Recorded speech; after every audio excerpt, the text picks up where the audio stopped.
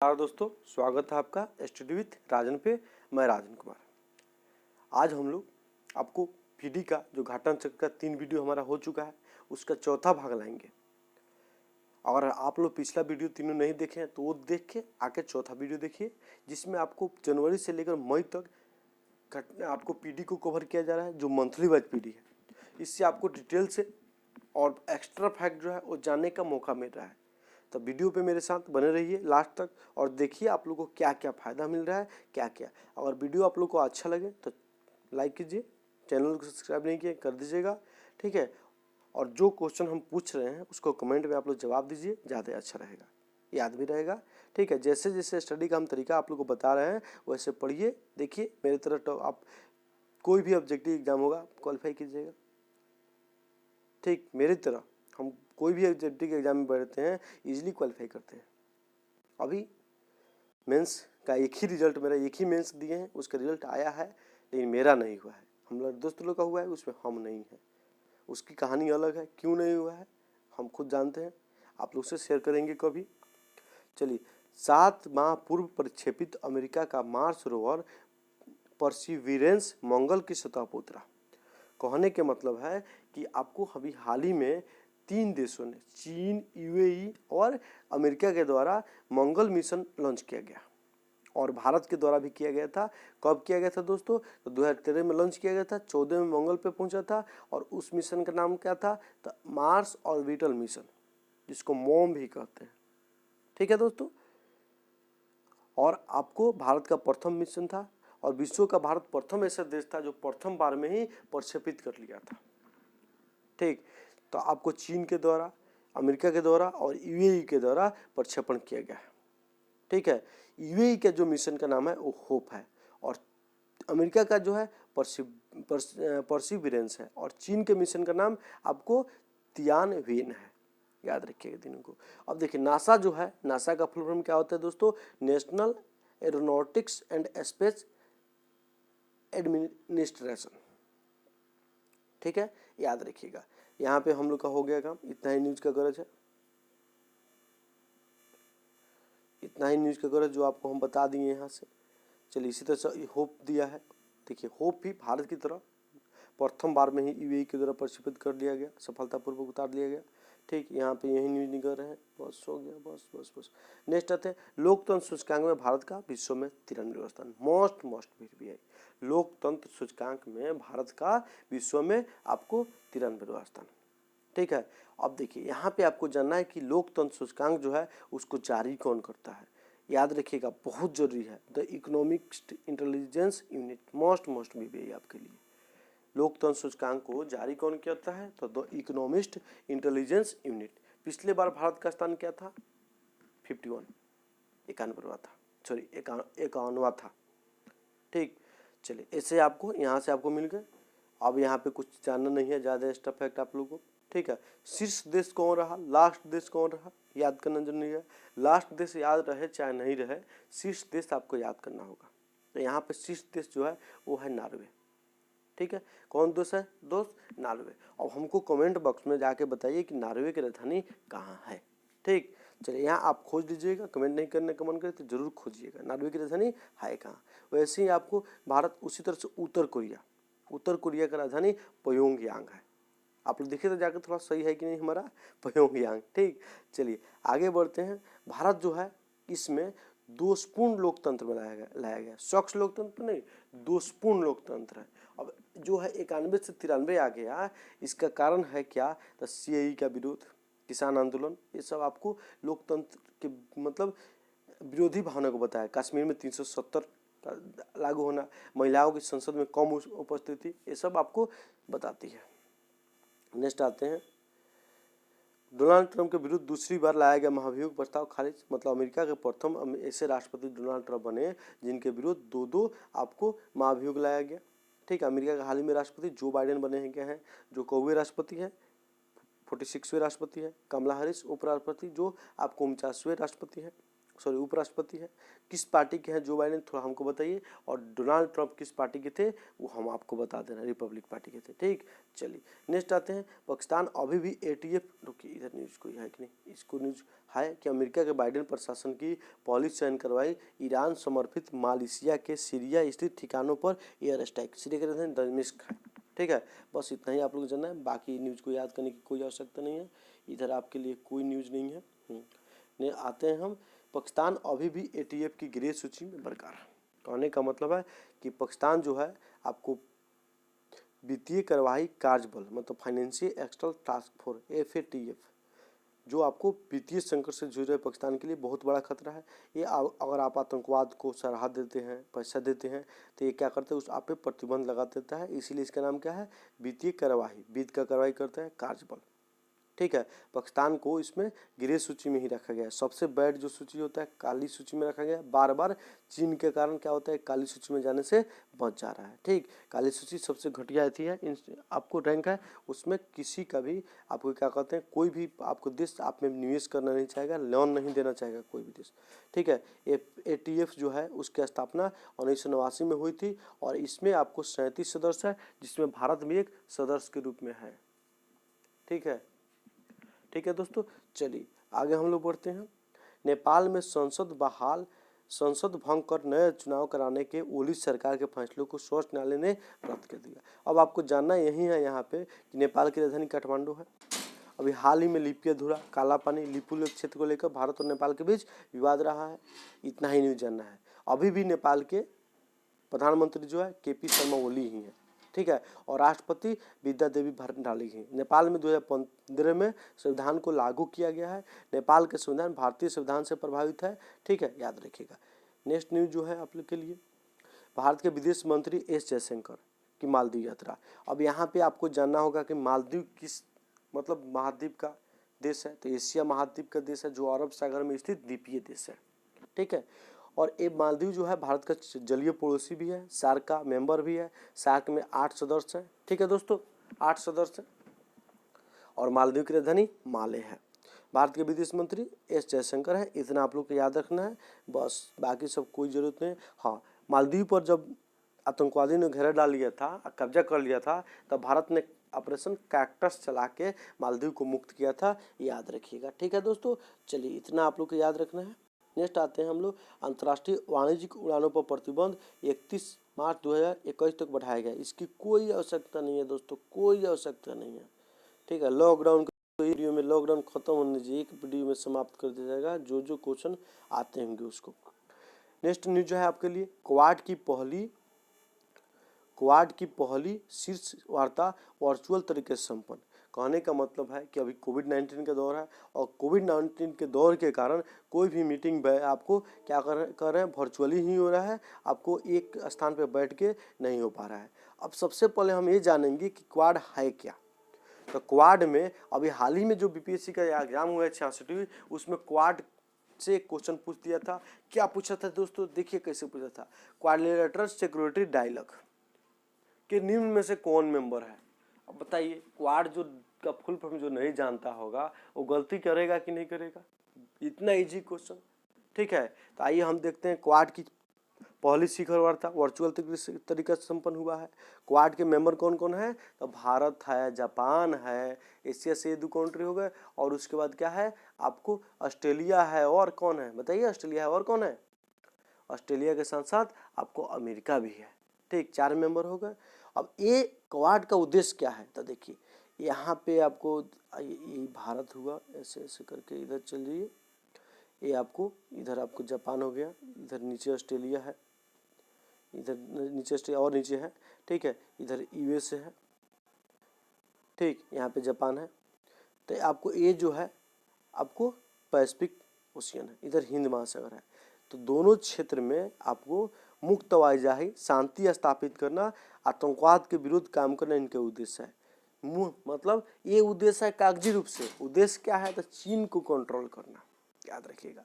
इसके मेंबर कौन कौन है, तो भारत भी है, ऑस्ट्रेलिया भी है, और आपको जापान भी है, और आपको जापान के साथ साथ USA भी है। ठीक है, याद रखिएगा, ये 4 मेंबर है। क्वाड के full form quadrilateral security dialogue ठीक है। पहली शिखर वार्ता हुई है संपन्न। पहली शिखर वार्ता मतलब ऑनलाइन तरीके से देश के आपको राष्ट्राध्यक्ष मतलब शासन अध्यक्ष लोग भाग लिए हैं, राष्ट्राध्यक्ष और शासन अध्यक्ष दोनों लोग भाग लिए हैं। ठीक है। तो जापान के प्रधानमंत्री याद रखिए कौन है, सुगा है। और आपको ऑस्ट्रेलिया के स्कॉट मॉरिस हैं। और यूएसए के राष्ट्रपति कौन है, जो बाइडेन है। भारत के प्रधानमंत्री, अभी इतना खराब दिन आप लोग का नहीं आ गया है कि हम भारत के प्रधानमंत्री राष्ट्रपति के नाम आप लोग को बताएं। ठीक है, ये बात आप लोग याद रखिएगा। हाँ, तो जापान के प्रधानमंत्री योशिहिदे सुगा। चलिए, इतना आपको क्वाड से जो न्यूज़ था उसको हम बता दिए। ठीक, क्या क्या कारण है इसकी मीटिंग का वो भी बता दिए, मेन कारण क्या है। चलिए, हाँ, क्वाड नामक शब्द जो था वो कौन सुझाया था, याद रखिएगा। तो जापान के पूर्व प्रधानमंत्री, क्या नाम था दोस्तों उनका, जापान के पूर्व प्रधानमंत्री शिंजो एबे के द्वारा आपको क्वाड की मतलब मीटिंग की शुरुआत करने की बात कही गई थी कि इस देश में, इस क्षेत्र में लोकतांत्रिक देशों के समूह की जरूरत है। मतलब उनका इशारा क्या था, चीन को इसमें शामिल न करके हम लोग मीटिंग बनाया जाए 4 आदमी। ठीक है, अब इसके विस्तार की बात की जा रही है, लेकिन अभी विस्तार हुआ नहीं है तो उसको हम जानेंगे नहीं। चलिए, नेक्स्ट है, संयुक्त राष्ट्र मानवाधिकार परिषद में श्रीलंका के विरुद्ध लाए गए प्रस्ताव पर भारत में ने अनुपस्थिति दर्ज की। आईआर में अगर आपसे क्वेश्चन पूछता है बेंच में, वहाँ पे आप क्वेश्चन भारत श्रीलंका के संबंध में दर्शा सकते हैं। ठीक है, इसके साथ साथ हम लोग जानेंगे, मेन न्यूज है आपको, ये जो मानवाधिकार परिषद द्वारा वोटिंग क्यों की गई श्रीलंका में। श्रीलंका के द्वारा आपको तमिल मूल के लोगों का आपको हत्या का आरोप है श्रीलंका पर, जो आतंकवाद विरोधी अभियान चलाए गए थे, प्रभाकरण को मारा गया था, तो उस मिलिट्री के जो मेंबर थे तो उनके आड़ में ही भारत नागरिकों की भी हत्या की है, तमिल नागरिकों का, उसी का आरोप चल रहा है आपको श्रीलंका पर। तो सबसे पहले हम जानेंगे संयुक्त राष्ट्र मानवाधिकार परिषद का स्थापना कब हुआ था, तो 2006 में हुआ था, जिसमें पहला केस कौन दर्ज किया था, तो आपको म्यांमार के आंग सांग सू, इतना याद रखिएगा। ठीक है, सैनिकों के विरुद्ध में, मतलब शासन के विरोध में। इसके साथ साथ इसके मेंबर कितने हैं, तो इसके मेंबर 47 मेंबर हैं। ठीक है, जिसका चुनाव प्रत्येक 3 साल पर होते रहते हैं, मतलब 1/3 मेंबर का चुनाव प्रतिवर्ष होता है। भारत का अभी हाल ही में दोबारा चुनाया है इसके लिए कार्यकाल में। ठीक है, चलिए, इतना आप लोग को बता दिए। हथियार की खरीद में सऊदी अरब के पश्चात भारत का दूसरा स्थान, पहले क्या था, भारत का प्रथम स्थान था। ठीक है, अब क्या हुआ है, दूसरा हो गया है। क्या चीज़ में, खरीद में। अमेरिका हथियारों का सबसे बड़ा विक्रेता, मतलब निर्यात सबसे अधिक कौन करता है, अमेरिका करता है। आयात सबसे अधिक कौन करता है, तो सऊदी अरेबिया करता है। ठीक, तो हमको जानना है कि रिपोर्ट जारी कौन करता है, तो स्टॉक होम की जो संस्था है सिप्री। ठीक है, स्टॉक होम की संस्था जो है सिप्री, वही जारी करता है, जिसका फुल फॉर्म क्या है सिप्री का, Stockholm international peace research institute, याद रखिएगा। ठीक, चलिए,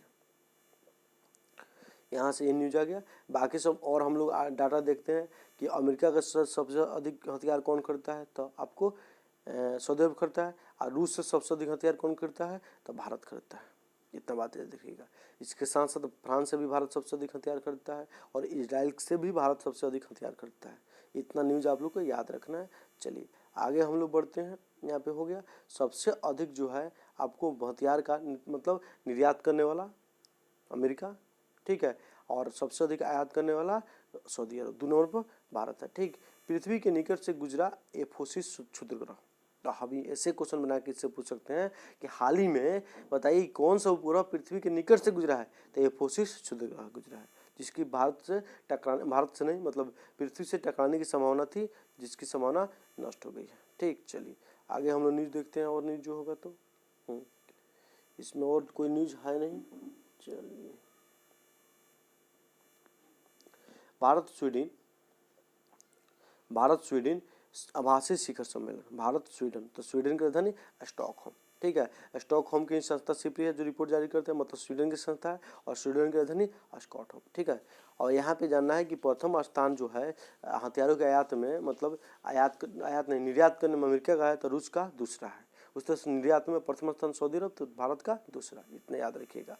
ठीक है, भारत स्वीडन आभासी शिखर सम्मेलन, इसको क्या है, कितना मतलब आप लोग मेंस के लिए थोड़ा सा पढ़ सकते हैं, ज़्यादा इंपॉर्टेंट है नहीं। स्वीडन की राजधानी पीटी के लिए इंपॉर्टेंट है स्टॉकहोम। ठीक है, और स्वीडन जो है आपको किस महादेश का कंट्री है, तो यूरोपियन महादेश का कंट्री है। ठीक है, इतना आप लोग जानिएगा, और मैप उठाइए देखिए तो स्वीडन क्या है। ठीक है, चलिए नेक्स्ट आते हैं, स्वीडन है कहाँ। चलिए, प्रधानमंत्री श्री नरेंद्र मोदी की बांग्लादेश यात्रा 1 वर्ष से अधिक समय के अंतराल के पश्चात प्रधानमंत्री की पहली विदेश मंत्री। बड़ा दिन घूमना हो गया था कि नहीं जी, 1 साल के बाद घूमने गए हैं, पहले तो महीने महीने यात्रा करते थे। चलिए सबसे पहले हम जानेंगे कि बांग्लादेश आपको सार्क के मेंबर है। बांग्लादेश का राजधानी ढाका है, मुद्रा वहाँ का टक्का है। इतना जान गए। भारत और बांग्लादेश के बीच में तीस्ता नदी जल विवाद है। मतलब तीस्ता नदी जल विवाद किसके बीच में है? भारत बांग्लादेश का मुख्य नदी जल विवाद है। उसके साथ साथ बहुत नदी जल विवाद है, लेकिन उसमें से ही प्रमुख है। ठीक है, अब उसके बाद हम लोग देखेंगे यहाँ क्या क्यों मीटिंग हुआ था। तो बंग बंधु शेख मुजीबुर उर रहमान जो बांग्लादेश के राष्ट्रपिता और प्रथम प्रधानमंत्री भी हैं, उनके आपको 150वीं जन्म शताब्दी के अवसर पर इन लोग बैठा था, मीटिंग किया था। और इसी अवसर पर 150 रुपये का डाक टिकट भी जारी किया गया संयुक्त रूप से। और भी काम किए हैं। बंग बापू म्यूजियम का उद्घाटन भी किया गया है बांग्लादेश में, ये बात याद रखिएगा। इसके साथ साथ आप लोग जो जरूरत वाला न्यूज़ है उसको हम बता रहे हैं, फालतू न्यूज़ कवर नहीं करेंगे दोस्त, टेंशन नहीं लीजिए।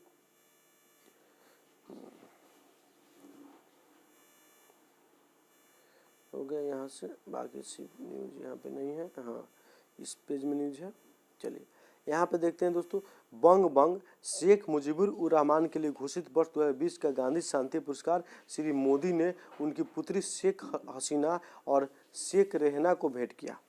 मतलब हाल ही में गांधी शांति पुरस्कार बंधु को दिया गया, शेख मुजीबुर रहमान को दिया गया। इसके साथ साथ एक और व्यक्ति को दिया गया है, जिनका नाम आप लोग बताइए हमको कि आपको विश्व गांधी शांति पुरस्कार 2 व्यक्तियों को दिया गया। इसमें से एक मुजीबुर उर रहमान है और एक कौन है, उनका नाम आप लोग कमेंट बॉक्स में बताइए, यहाँ खोज के आप लोग बताइए कमेंट बॉक्स में किस तरह से। तीस्ता नदी जल विवाद के बारे में आप लोग बता दिए हैं कि भारत और बांग्लादेश के बीच में है। उस तरह से फेनी नदी जल विवाद भी भारत के बीच में है। फेनी नदी पर हाल ही में पुल बनाए गए हैं, ठीक है, मैत्री पुल। उसके बाद और है गुमटी, खोई, मोहरी, मनु, धारला, दूध कुमार, ये सब नदियों के जल बंटवारे के लिए भी आपको समझौता हमेशा होते रहते हैं, तो आपको जानने की कोई ज़रूरत उसको नहीं है। ठीक है, चलिए यहाँ पे हम देखेंगे मेन न्यूज़ जो है उसको हम लोग कवर करते हैं। यहाँ पे जो न्यूज़ है, यहाँ से क्वेश्चन बनेंगे। भारत और बांग्लादेश के बीच में तीसरी यात्री रेलगाड़ी मिताली एक्सप्रेस चलाई गई है। जो मिताली राज जो है भारत की क्रिकेटर, महिला क्रिकेटर, उनके नाम पे याद रखिएगा कि मिताली एक्सप्रेस भारत और बांग्लादेश के बीच चलाई गई है। और ये जो रेलगाड़ी है आपको जलपाईगुड़ी से ढाका के बीच जाएगी। जलपाईगुड़ी जो है वो पश्चिम बंगाल में पड़ता है, इतना बात याद रखिएगा। चलिए, और इसके पहले 2 और रेलगाड़ी चलाई गई थी, एक मैत्री एक्सप्रेस और एक बंधन एक्सप्रेस। मैत्री एक्सप्रेस कलकत्ता से ढाका और कलकत्ता से खुलना, आपको बंधन एक्सप्रेस, इतना बात याद रखिएगा। अभी कोविड-19 के कारण इन रेल सेवाओं का परिचालन बंद है, जानने की कोई जरूरत नहीं है। भारत और बांग्लादेश के बीच फेनी नदी पर मैत्री पुल भी बना है। ठीक है, फेनी नदी पर मैत्री पुल भी बना है। तो ये पुल जो है आपको किस किस को जोड़ेगा, इसको याद रखना है। तो ये जो जोड़ेगा आपको बांग्लादेश और त्रिपुरा के सबरूमल को जोड़ेगा और बांग्लादेश के रामगढ़ को जोड़ेगा। सबरूमल जो है देखिए दोस्तों यहाँ पे है, ठीक है, सबरूमल जो है यहाँ पे है और रामगढ़ जो होगा इधर कहीं होगा, इसी के आसपास होगा, उसको जोड़ेगा ये। ठीक, तो सॉरी यहाँ पे नीचे देखिए रामगढ़ और सबरूमल को जोड़ेगा। फेनी नदी पर बना पुल सबरूमल त्रिपुरा में और आपको रामगढ़ भारत में। एक क्वेश्चन पूछा जाता है आप लोग से कि त्रिपुरा जो है कौन ऐसा मतलब राज्य है भारत का जो बांग्लादेश से तीनों ओर से घिरा हुआ है, तो उसका नाम है त्रिपुरा। और बांग्लादेश से और कौन कौन राज्य जो है वो घिरे हुए हैं, तो यहाँ देखिए मिजोरम भी है, यहाँ पे देखिए त्रिपुरा भी है। उसका इधर एकदम आपको मेघालय होगा, इधर यहाँ पे मेघालय है। ये सब क्षेत्र जो होता है आपको असम का पड़ता है, इधर भी असम का क्षेत्र पड़ जाता है। और उसके बाद यहाँ पे पश्चिम बंगाल होगा। तो पश्चिम बंगाल, असम, मेघालय, त्रिपुरा, मिजोरम आपको बांग्लादेश से घिरा हुआ है। देखिए देश से जो भी बाउंड्री टच करते हैं किसी पड़ोसी देश का, और किसी राज्य से पड़ोसी देश का बाउंड्री टच करता है तो ट्रिक बना के याद मत कीजिएगा, मैप से याद कीजिएगा, इजीली याद हो जाएगा आपको। कुछ और क्वेश्चन भी सॉल्व हो जाएगा। देखते हैं दोस्त कि आप लोग ट्रिक से बहुत ही याद करते हैं। ट्रिक से याद करने का देखिए क्या घंटा है। एक तो आपको ट्रिक को याद करना पड़ेगा, एक जो है देशों का नाम याद करना पड़ेगा। इसके साथ साथ अगर पड़ोसी में कोई सेम देश का नाम हो ना तो कन्फ्यूजन दूध का दही मतलब खिचड़ी बन जाता है। और कन्फ्यूजन ही कन्फ्यूजन हो जाता है। देखिए ट्रिक किस चीज़ का बनाया जाता है, बार बार किसी चीज़ में कन्फ्यूज हो जा रहा है ना, उसका आप एक दो ट्रिक बना लीजिए, याद कर लीजिए, तो वो आपके लिए फ़ायदेमंद होगा। लेकिन आप सब चीज़ों के ट्रिक बनाइएगा ना, बड़ा घंटा लगेगा। बात हमारा मानिए चाहे नहीं मानिए, हम आप लोग को बता रहे हैं, पढ़ा रहे हैं, गाइड कर रहे हैं, तो इतना हमारा फर्ज बनता है कि इस बात को हम आपको बता दें। नेक्स्ट जो है भारत फिनलैंड आभासी शिखर वार्ता, भारत फिनलैंड के बीच शिखर वार्ता हुआ है। और फिर आप लोग देखिए जो फिनलैंड किस महादेश का देश है, ये हम इतना बताते हैं यूरोप का है। अब जाकर खोजिएगा मैप में कहाँ है, ठीक है। उसी के तरह फिनलैंड की राजधानी जो है हेलेंसिकी है, याद रखिएगा। नेक्स्ट आते हैं दोस्त, नेक्स्ट न्यूज जो है, न्यूज इधर नहीं है। वर्ल्ड हैप्पीनेस इंडेक्स जो है उसमें भारत का स्थान आपको 139वां है, बहुत नीचे स्थान है कि नहीं, 149 देशों में। पाकिस्तान का भी हमसे ऊपर है। इतना खराब स्थिति, क्या दोस्त आप लोग हमेशा डिप्रेशन में रहते हैं। खुश भी रहिए, पढ़ाई का खुशी का एक ही मात्र साधन नहीं होता है जॉब। जॉब होगा, अगर अच्छे से मेहनत कीजिएगा तो जॉब होगा, याद रखिएगा। यहाँ का सवाल नहीं है कि जॉब नहीं होगा, ठीक है। तो इतना नीचे स्थिति मत ले जाइए आप लोग। वर्ल्ड हैप्पीनेस इंडेक्स में भारत का स्थान 139वां, हमसे ऊपर पाकिस्तान है, ठीक है। अब इसको देखते हैं सबसे पहले जारी कौन करता है। तो इसको जारी करने वाले जो है वो आपको संयुक्त राष्ट्र सतत विकास समाधान नेटवर्क, वाह वाह, मोस्ट इम्पोर्टेंट, याद रखना है। और संयुक्त राष्ट्र सतत विकास समाधान नेटवर्क जो है आपको इसको हैप्पीनेस इंडेक्स जारी करता है, ठीक है। चलिए इतना बात। और भारत का मध्य प्रदेश पहला राज्य था जो हैप्पीनेस इंडेक्स जारी किया था। उसके साथ साथ हैप्पीनेस पाठ्यक्रम जो दिल्ली के द्वारा लाया गया था, इतना बात याद रखिएगा। चलिए यहाँ पे आ गए, और प्रथम स्थान जो है हैप्पीनेस में वो है फिनलैंड, अभी हाल ही में देखे थे, ठीक है। फिनलैंड जो है अभी न्यूज़ देखे हैं थोड़ा देर पहले, ठीक है। फिनलैंड के बारे में अभी न्यूज़ देखे हैं, देखिए, ठीक है। फिनलैंड की राजधानी क्या है, हेलेंसिकी है। चलिए, और प्रथम स्थान हेलेंसिकी हो गया, सबसे नीचे सॉरी प्रथम स्थान जो है वो फिनलैंड हो गया, और सबसे नीचे स्थान जो है वो अफगानिस्तान का, याद रखिएगा, ठीक। भारत का स्थान 139वां। लोकतंत्र सूचकांक में भारत का स्थान कितना है, तो 100 अरे 53वां, खाली 53। और भ्रष्टाचार सूचकांक में 86, ये बात याद रखिएगा। मानव विकास रिपोर्ट में 131। तो इस तरह से आप लोग याद रखिएगा, कौन जारी करता है ये भी आप लोग याद रखिएगा, ठीक है। थोड़ा सा मेहनत कीजिएगा मेरे साथ साथ ना, तो बहुत आसान हो जाएगा। पीटी नहीं, पीटी भी हो जाएगा और पीडी भी हो जाएगा, याद करना, ठीक। चलिए ऑब्जेक्टिव एग्जाम आप लोग आराम से क्लियर करिएगा, ठीक है। चलिए हम कुछ दिन में क्या करेंगे, एग्जाम पीटी का आएगा तो हम आपको हिस्ट्री से क्वेश्चन खूब पूछे जाते हैं, साइंस से क्वेश्चन पूछे जाते हैं, करंट से क्वेश्चन पूछे जाते हैं, चाहे वो दुर्गा का हो या आपको बीपीएससी का एग्जाम हो। तो हम क्या करेंगे, टेस्ट सीरीज चलाएंगे जिसमें हमारा टारगेट रहेगा कि इन तीनों सब्जेक्ट से सबका सब क्वेश्चन बना के लाएं। उसी तरह से Bihar special plus current affair का 5 टेस्ट सीरीज हम डेली चलाएंगे, ज़्यादा नहीं, 15 क्वेश्चन का, ठीक है। तो जुड़िए लो हमारे चैनल से, फायदा होगा, बहुत फायदा होगा दोस्त। जुड़ के देखिए ना, पीटी निकला, पीटी का ऑब्जेक्टिव एग्जाम आपका क्वालिफाई नहीं हुआ ना, तो हमसे आके आप लोग कहिएगा, ठीक। चलिए यहाँ से न्यूज़ जो है वो आप लोग को बता दी, कवर हो गया ऑल न्यूज़। अब यहाँ पे एक न्यूज़ है छोटा सा, ईरान और चीन के बीच व्यापक सहयोग की 25 वर्षीय संधि पर हस्ताक्षर। मतलब 25 वर्ष के लिए संधि हुआ है दोनों के बीच में, मित्र हो गए हैं लोग, क्योंकि अमेरिका के द्वारा ईरान पर प्रतिबंध लगा दिए गए हैं। भारत भी तेल निर्यात करना बंद कर दिया गया है। आज सबसे अधिक तेल कहाँ से ला रहा है भारत, आपको ईरान से ला रहा है। तेल निर्यात नहीं, आयात कर रहा है, ठीक है। ईरान से नहीं, सऊदी अरबिया से कर रहा है, ठीक है। पहले इराक से करता था, लेकिन अब सऊदी अरबिया एक नंबर पर आ गया है, याद रखिएगा।